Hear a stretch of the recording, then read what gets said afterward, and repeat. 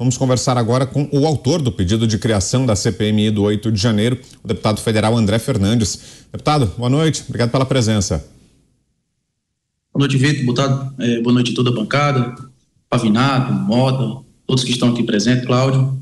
É uma honra estar aqui. Deputado, como é que o senhor interpretou esse gesto do presidente do Congresso Nacional de adiar a leitura do requerimento? O presidente é altamente fraco, covarde com o povo brasileiro e desrespeitoso com os parlamentares. Vejam só, não é a primeira vez que ele simplesmente chega e adia uma sessão do Congresso Nacional, algo que já poderia ter acontecido há muito tempo, já que no próprio regimento comum do Congresso Nacional prevê que toda terceira semana do mês deve-se apreciar os vetos. Temos vários vetos acumulados. Foi adiado a primeira vez quando ele disse que estaria viajando à China.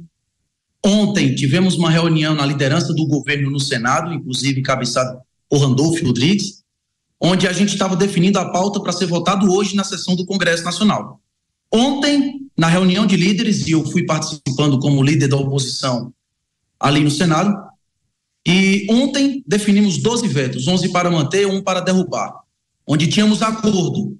Então encerramos a sessão de ontem, certo que hoje teria encerramos a reunião de ontem, certo que hoje teria essa sessão congressual para deliberar sobre esses 12 vetos. Obviamente leu o requerimento e o PLN, caso não tivesse algum acordo ainda, ficaria para depois. Bom, amanhece hoje toda a base do governo dizendo que ontem não fizeram nenhum acordo. Vejam só, mentirosos, chamaram-nos para uma reunião onde deveria deliberar sobre prováveis acordos, definimos a pauta e hoje, pela madrugada, me aparecem alguns partidos da base do Lula, vendo que não vão conseguir retirar as assinaturas, que até agora não conseguiram, tentando fazer manobra em cima de manobra. A primeira delas seria não ter quórum.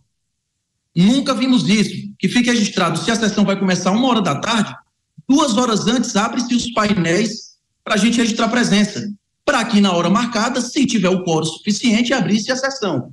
Hoje foi convocado para meio-dia a sessão e meio-dia abriu o painel para presença. Às 12h10 já tínhamos mais de 100 deputados registrados de presença e 48 senadores. Tínhamos quórum.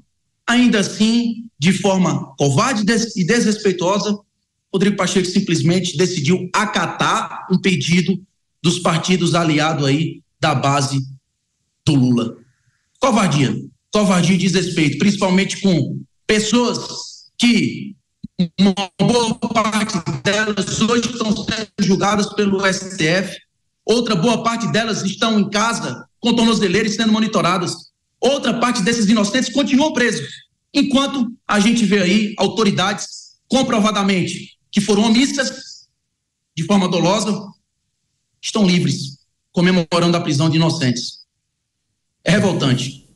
Deputado, a pergunta agora é do Cláudio Dantas.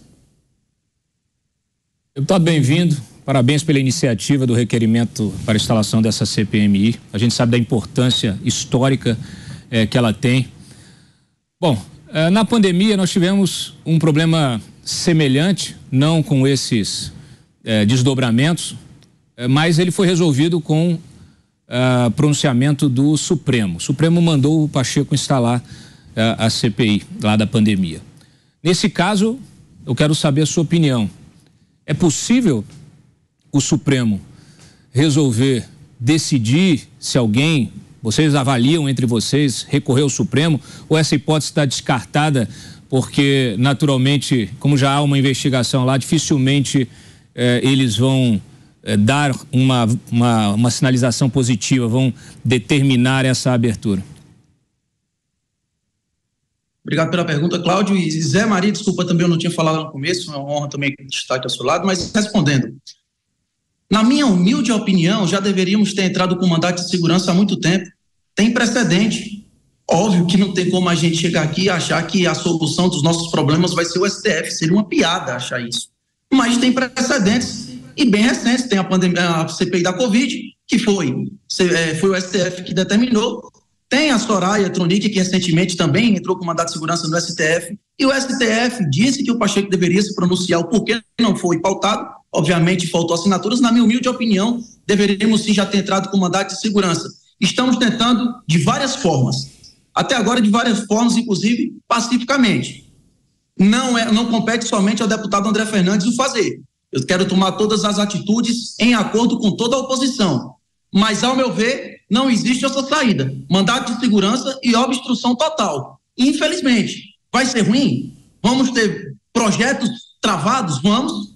Não projetos do governo, porque esse governo é fraco e até hoje estamos terminando mais um mês, não mandou sequer ainda um projeto, uma proposta para o Congresso Nacional, porque sabe que hoje não aprova. Mas vai ser triste, vai. Mas não tem como a gente continuar seguindo a vida enquanto tem inocente preso e tem culpado solto. Tem que obstruir total e, na minha opinião, tem que entrar com mandado de segurança sim. Zé Maria. Pois é, eu assisti essa disputa, essa queda de braços, os partidos ali liderados pelo PT pedindo, parece que foi um jogo combinado mesmo, né? Os partidos pedindo para adiar e depois os senhores reagiram com um requerimento pedindo para manter a sessão do Congresso Nacional. É só ler. Deputada, a minha pergunta é simples. Eu te confesso que lendo e relendo o regimento e a Constituição, não vejo quem deu ao presidente da Câmara e ao presidente do Senado um poder para barrar uma CPI, para não instalar. Se o regimento é claro, tem algumas exigências, fato determinante, as assinaturas, o orçamento, prazo de início e fim. Quer dizer, quem deu aos presidentes da Câmara e do Senado poderes para impedir algo assim? Se for seguir o regimento, e é o certo seguir o regimento, essa CPMI já estaria acontecendo. Já teríamos provas, já teríamos transparência, coisas que não sei por qual motivo, mas o governo insiste em negar, por exemplo, sigilo nas imagens das câmeras do Palácio do Planalto, mas se fosse seguido à risca de fato o regimento comum do Congresso Nacional e o regimento interno do Senado Federal, já estaríamos com essa CPI em andamento. Infelizmente, parece que tem algo, e fica aqui registrado também a minha indignação ao público, existe o regimento comum, existe o regimento pessoal dos presidentes das casas, que mandam e desmandam.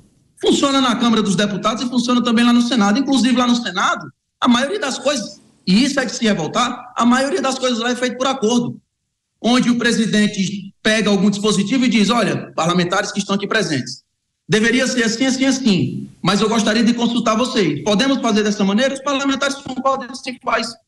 É um atropelo total.